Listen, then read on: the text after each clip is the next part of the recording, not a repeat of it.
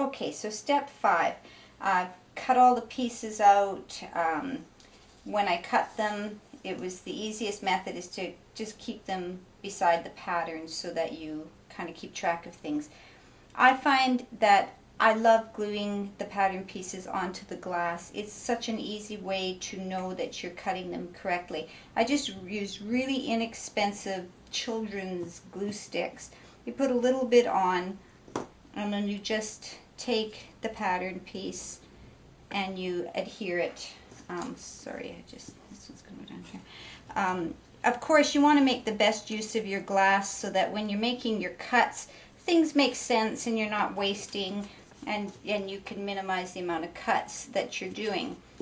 So if there's a straight edge, easier to already put it on a straight edge, and then you don't have to cut that.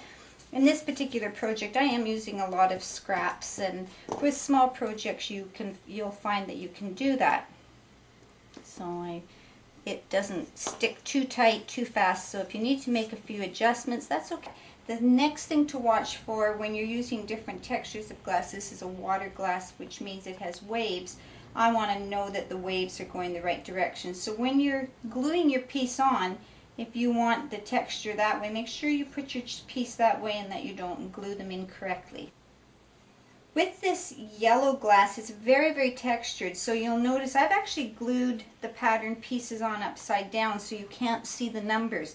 Reason for that, it's very smooth on this side, so when I cut it, it's going to cut easily. It would be very difficult, this is very bumpy, for me to cut this on the correct side. So that's okay, glue them the wrong way, and then we're going to be making our cuts on the back side of this piece.